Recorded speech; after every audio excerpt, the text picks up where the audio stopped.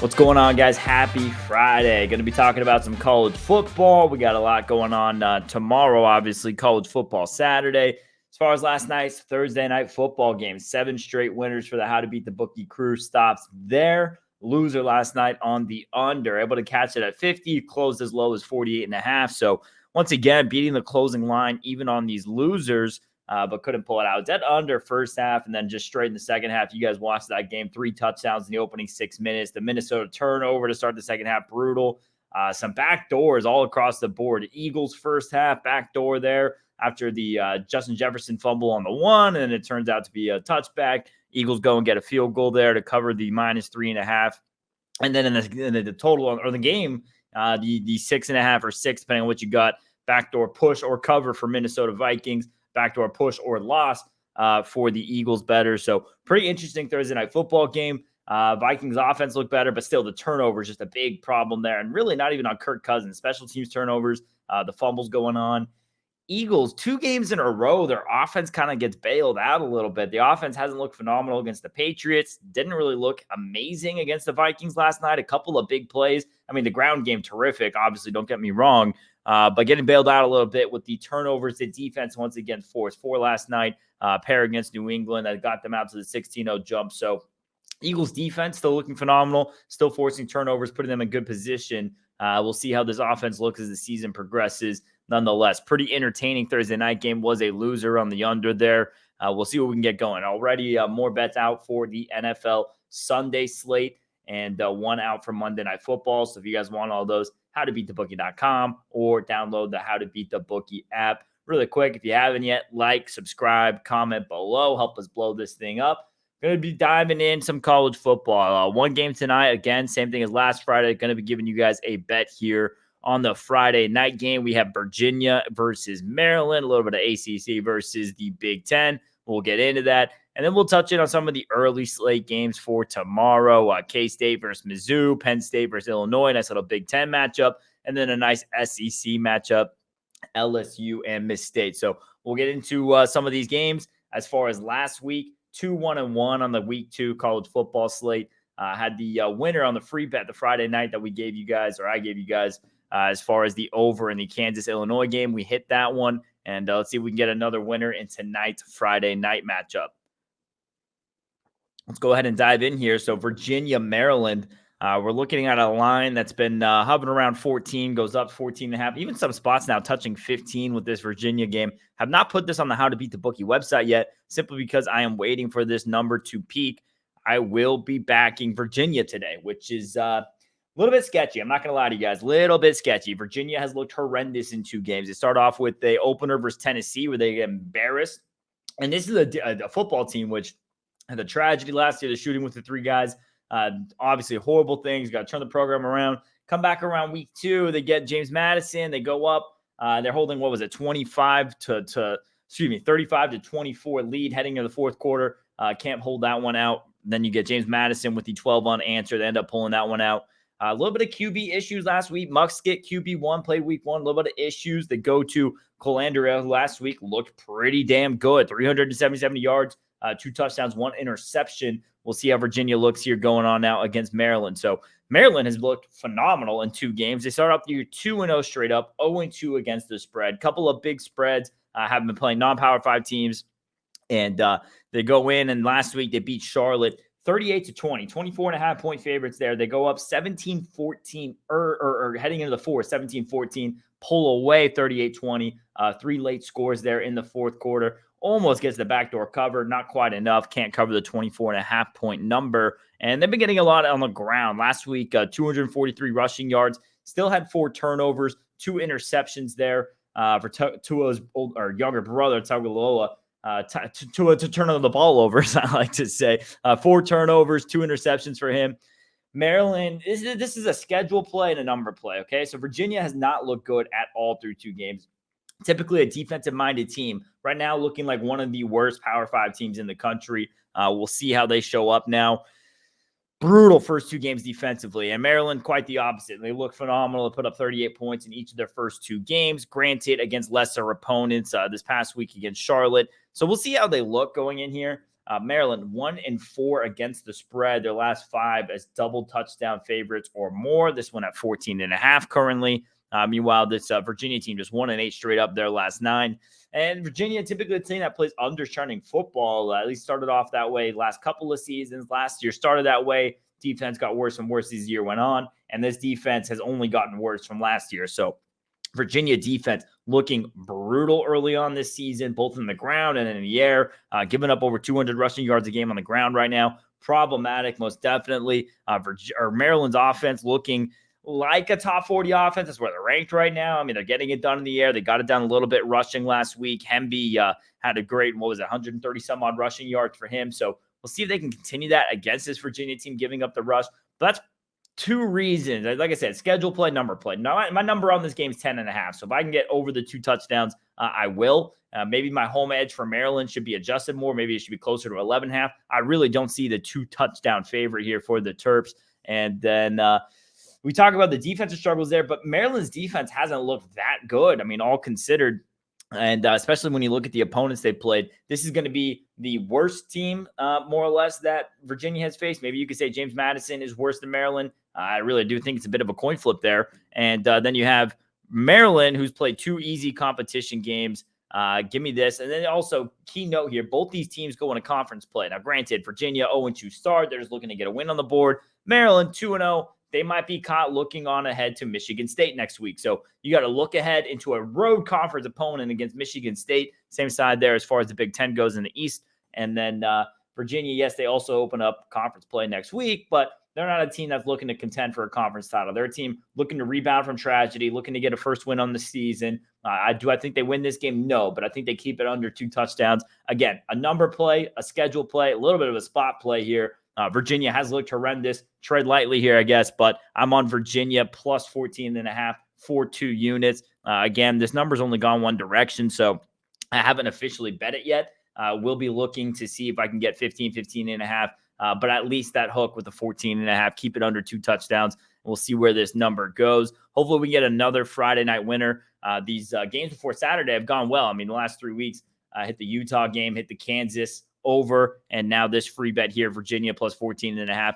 And like I keep saying, they have looked horrible. So just a number play here, and hopefully we can keep it within 2 touchdowns. And hopefully Maryland is looking ahead, a bit more sloppy play. Hopefully that continues for us. Let's get into some of these exciting matchups going on in the early slate on Saturday. Not going to be giving you guys any bets here. Same thing as last week. If you guys want all my Saturday bets, go sign up on howtobeatthebookie.com. Last week, 1-1-1 on the Saturday slate, 2-1-1 on the week 2 overall. In the green, nothing great, though. I'm hoping to have a bigger Saturday. Let's just talk about a couple of these early games.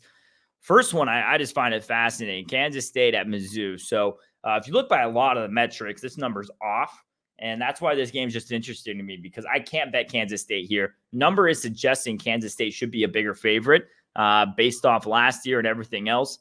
Mizzou definitely caught in a look-ahead spot. So last year they play. Kansas State wins that game 40-12. They run all over the place. They rush for 235 yards in that game. Meanwhile, Mizzou just generated 222 yards, a total offense, complete blowout. K-State's coming off a pair of complete blowouts. Granted, once again, against lesser opponents. And that's where this gets a bit interesting. They beat Southeast Missouri State and Troy by a combined 87-13. They allowed just 38 rushing yards per game through 2 games. Granted, 70 of that was against Troy, only 6 rushing yards by Semi State. So take that for a little bit of what you will. Howard, he's been pretty solid. He's thrown for 547 yards in 2 games. Giddens, the leading back there, he's looked good. K-State offense looking phenomenal through 2 games, generating 492.5 yards per game. So offense firing on all cylinders, doing it in the air, doing it on the ground. And then you look at this Mizzou team here. Cook been pretty solid for them. 3 touchdowns, no interceptions yet. They're scoring just 29 points per game. This is just classic offense versus defense. Like I said, as far as K-State averaging almost 500 yards per game right now, Mizzou defensively, they are allowing just 285 total yards per game. So 200 yards less than what K-State is averaging. Obviously, I imagine there's going to be a medium in there, well over 300, maybe 400 yards here for K-State. The offense is looking that good. Mizzou's coming off this game here against Middle Tennessee, where as 21-point favorites, they just pull it out 23-19 win there. Definitely caught in the look-ahead spot, right? K-State, they kill them last year on the road, 40-12. Now they come back here, home revenge spot. You're looking at a home dog. Spot is all Missouri. Number suggests a bit more to Kansas State here. And then once again, schedule play. This is where you start to kind of figure out teams a little bit more as you're bridging from the early, get your early wins in. The schools where you're paying teams, $1.5 million just to play them, is to get the easy wins, the blowouts, put it on your record, get the stats inflated. This is where you're bridging out of that into conference play a little bit. So no conference play next week for K-State. They get UCF, and we'll see what happens here. Definitely a look ahead, though. I mean, Mizzou's levels ahead of Middle Tennessee, and that's one of those two where, obviously they're going to prep for, they have to, but how early did the coaching staff start prepping up for this matchup here with K-State? And this is a real tell-em game. I mean, you're Mizzou. You start off the season 2-0, 0-2 against the spread, but 2-0, and now you get a chance to prove them a little bit. Home revenge, home dog, and the numbers only come down. The opening number is closer to what I made this. So number play, got to take it out. How big of a home edge is Mizzou going to have? And as a whole, I'm low on the SEC this year. You guys have seen time and time again, I have bet against SEC teams. We've seen that across some of these bigger plays. I mean, we took FSU versus LSU, blowout. We took Utah versus Florida, blowout. I wasn't on it, but Texas versus Bama, right? So a lot of these SEC teams, SEC as a whole, having a down year. Big part of that's NIL. And we started to see a little bit of that transition last year, not quite as much, but more and more as NIL becomes more prevalent. You're going to have the rest of college football being able to kind of step up in the recruiting game a little bit, be more competitive in that. And just as, of course, the top dogs are going to be diluted a little bit in that talent they've been able to kind of have a firm grip on. So NIL is already balancing out college football a lot, which I'm a big fan of. SEC as a whole. But again, Mizzou, one of those teams that was bottom tier SEC, NIL is going to help them compete as far as recruiting against your Georgias, your Bamas, LSU, even like Texas A&M, for example. So this is NIL is going to help these bottom tier teams in these conferences. Would be a lean to Mizzou here. It's just a really weird game to get your head wrapped around on. Kansas State coming off a big season last year. I am expecting them to regress a little bit. They've had 2 cakewalk opponents so far. This is going to be their true first test, and we'll see what Mizzou does here in this upcoming matchup. Would be a lean here to the home dog, but like I said, from a number standpoint, already cooked. I mean, down from -6 to -3.5 now. Numbers pretty much cooked. Granted, that middle range, 6 to 3.5. Games could land 4, 5. Very, very rare for college games to land on 5. So numbers kind of a weird situation there, but home dog revenge spot is what that really comes down to. Will be a lean to Mizzou. Let's talk about one of the Big Ten matchup we have coming on here. Pretty phenomenal. Penn State at Illinois. Last time these two teams met back in 21, absolute overtime fest. Illinois pulls it out 20-18 in 9 overtimes. They rushed for 357 yards, but this is a completely different Illinois team, completely different Penn State team. Penn State and Illinois, Big Ten in general, really just ground and pound identities for most of these teams. Iowa, Minnesota, Illinois, Penn State. I mean, the list goes on here. Even Michigan on a larger scale, obviously, but that's just kind of the brand of Big Ten football. This Illinois defense is regressed massively, and they got ran all over by Kansas last week. You guys know we were on the over in that game. We cashed it there. The running game was problematic. However, I will say, as much as their defense is taking steps backwards from being a top 15 defense in 2022, their offense has taken steps forward. So that's one thing they have going for him. QB Altmaier, he's looked good. He's doing it a little bit dual threat, running the football, throwing the football. Does have just 3 touchdowns, 3 interceptions. That's problematic, especially against this Penn State defense. Penn State, 2 cakewalk wins for them so far. West Virginia and Delaware winning those by a combined 101-22. And this is another team, just obviously just defensive identity the last several seasons. Offense, though, first 2 games being put on notice a little bit. Alar, he's been looking good. And this is a team, obviously with Singleton in the backs, they have one of the better, running back groups you're going to find in the country. Not expecting to be, too problematic in the passing game. Alar's been looking pretty good. It's adding a passing threat to the offense that is legitimate.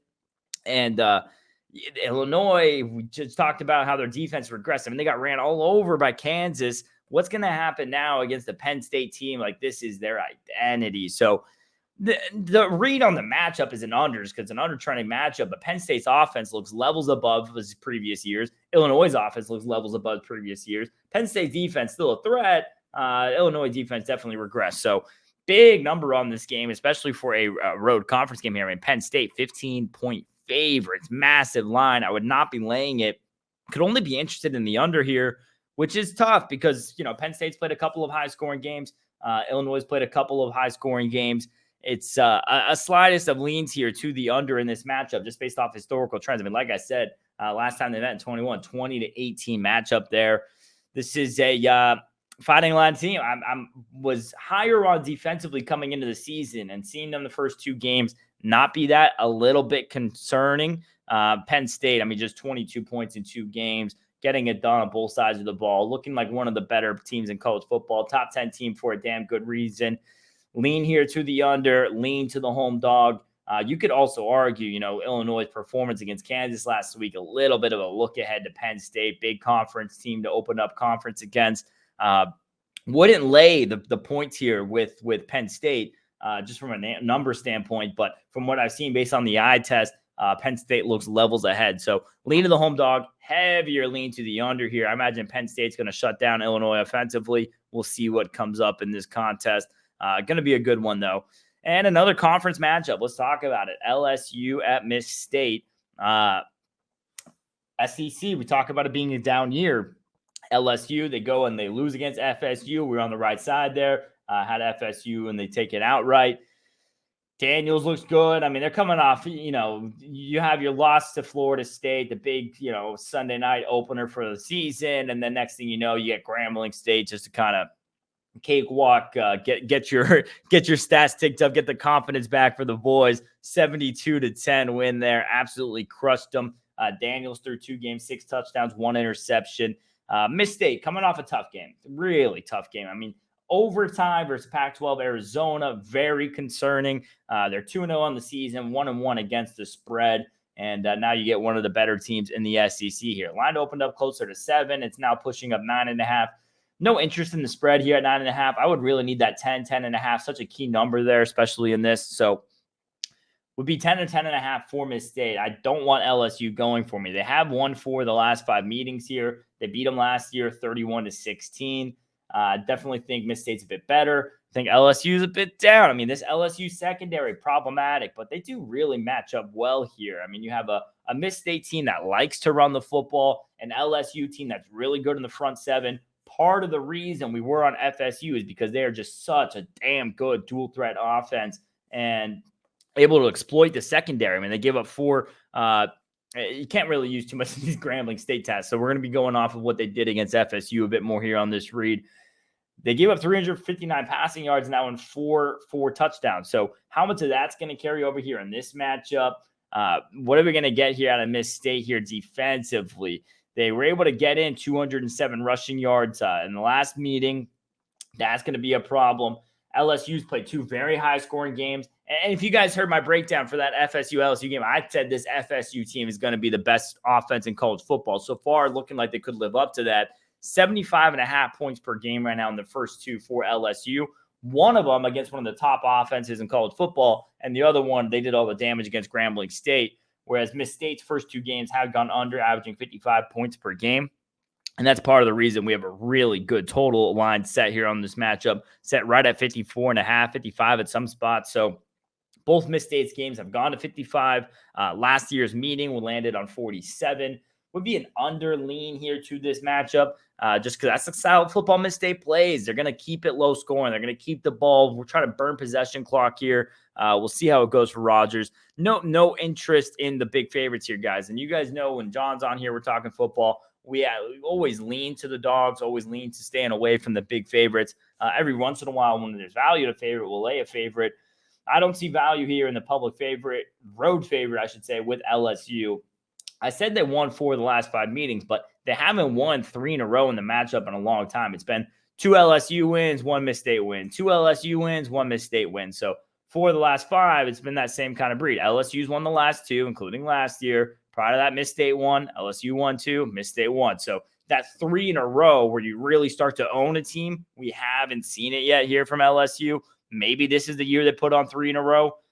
It is a must-win game for them. You lose week 1 to FSU, you get 2 losses, and all of a sudden in college football, especially a conference like the SEC, 2 losses, especially starting off conference play. So the spot here, it's really a must-win scenario. Both these teams go on to several SEC contests after this, so not really a spot to look ahead. Miss State, chance to start the year 3-0 with a win over LSU. I mean, that's a big win here. And we talk about, the overtime win against Arizona. Again, you're looking ahead to LSU. There is no way you're Miss State not looking ahead to LSU playing Arizona in that week 2 spot. So take that with a grain of salt. Definitely look ahead a little bit. Would be Miss State or nobody in this one. I haven't been as impressed with LSU. Like I said, need that 10.5. Very key number on that one.